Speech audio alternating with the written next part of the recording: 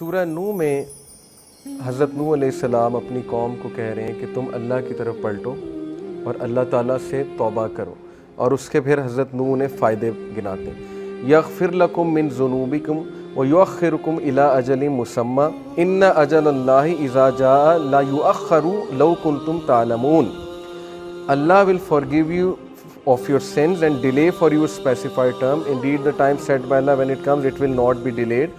پہلا فائدہ کہ اللہ تعالیٰ تمہارے گناہ معاف کر دے گا، اور اس کے بعد جو ہیں وہ انہوں نے جو ظاہر ہے انہیں بینیفٹس گنائے وہ یہ کہ تمہاری اولاد اس میں برکت آئے گی، تمہارے مال اس میں برکت آئے گی، تمہاری اکانومی بہتر ہوگی، اللہ تعالیٰ جو ہے وہ تم پر بارش برسائے گی۔ یہاں سے ثابت ہوتا ہے کہ استغفار رزق کو بڑھاتا ہے۔ اگر کسی نے اپنا رزق بڑھانا ہے تو وہ استغفار کو پکڑ لے۔ انفیکٹ رسول اللہ صلی اللہ علیہ وسلم میجورٹی صحابہ جب ان سے کوئی ذکر پوچھتے تھے تو یا وہ درود ابراہیمی بتاتے تھے یا وہ استغفار بتاتے تھے۔ یہ ثابت ہے صحیح حدیث سے۔ تو استغفار کے بارے میں ایک حدیث یہ بھی آتی کہ رسول اللہ صلی اللہ علیہ وسلم نے فرمایا کہ جو شخص استغفار کو کانسٹنٹلی اپنا لیتا ہے، بہت زیادہ کانسٹنٹ استغفار کرتا ہے، Allah will make a way out of him from every difficulty. Allah تعالیٰ اس شخص کے لیے ہر مشکل سے کوئی راستہ نکال دیتا ہے۔ تو میں نے خود بھی پرسنلی اپنی لائف میں دیکھا، ایم شور کہ آپ لوگوں نے بھی دیکھا ہوگا کہ جو بندہ بہت زیادہ استغفار کرتا ہے اس کے معاملات آسان ہوتے ہیں، اور جو بندہ جتنے گناہوں میں پڑا ہوتا ہے اور استغفار جو ہے نہیں کرتا ہے تو پھر ظاہر ہے کہ اس کے معاملات پھر بہت تنگ ہو جاتے ہیں، اس کی لائف بہت تنگ ہو جاتی ہے۔ اسی طرح سب سے جو بہترین، یہ ون آف دا فیوریٹ آیاز ہے صحابہ کی۔ میجورٹی صحابہ جب ان سے پوچھا جاتا تھا کہ آپ کی فیوریٹ آیا کون سی ہے، صحابہ کی آپس کی کنورسیشنز یہ ہوتی تھی، بیٹھ کر ایک دوسرے سے ڈسکس کرتے تھے کہ آپ کی فیوریٹ آیا کون سی ہے، آپ کی فیوریٹ آیا کون سی ہے۔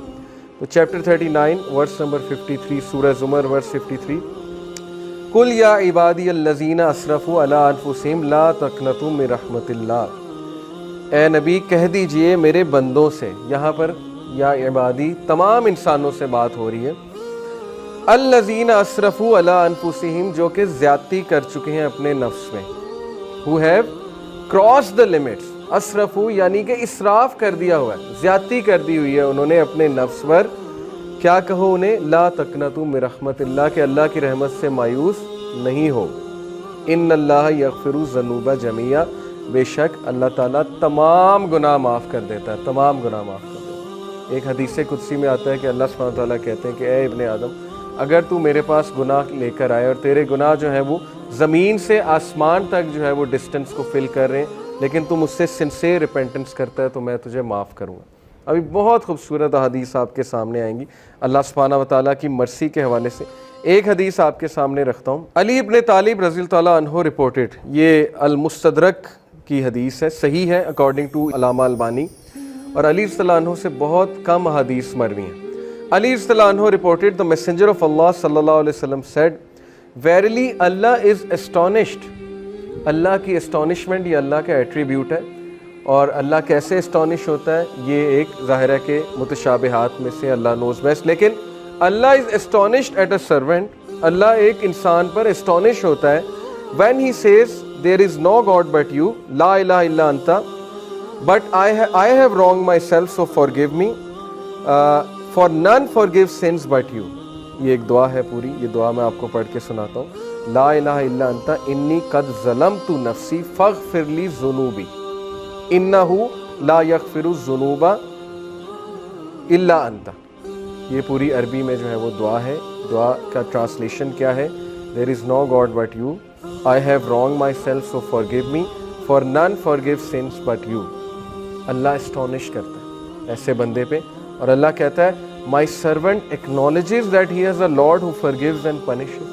اللہ اینجلس کو کہتا ہے، اللہ تعالیٰ بولتا ہے کہ کیا میرا بندہ یہ ایکنالج کر رہا ہے کہ اس کا ایک رب ہے اور وہ رب جو ہے گناہوں کو معاف کرتا ہے، یعنی اللہ کو اتنی خوشی ہوتی ہے۔ اسی سے ریلیٹڈ ایک اور حدیث ہے کہ جب ایک گناہ گاری، صحیح بخاری کی حدیث ہے، جب ایک گناہ گار شخص اللہ سے گناہوں کی معافی مانگتا ہے تو اللہ کو اس طرح کی خوشی ہوتی ہے جیسے ایک انسان جس کا کیمل ڈیزرٹ میں لاسٹ ہو گیا تھا اور وہ اپنے کیمل کو ڈھونڈ رہا تھا، اور اس کیمل پہ سارا سامان تھا، اس کیمل پہ پانی بھی تھا، اس کا باقی بھی دیگر سامان تھا، اور اچانک اسے دور سے وہ کیمل چلا نظر آتا ہے تو وہ خوشی میں آپے سے باہر ہو کر جو ہے وہ یہ کہتا ہے کہ اے اللہ میں تیرا رب ہوں اور تو میرا بندہ ہے۔ یہ حدیث کے الفاظ ہیں۔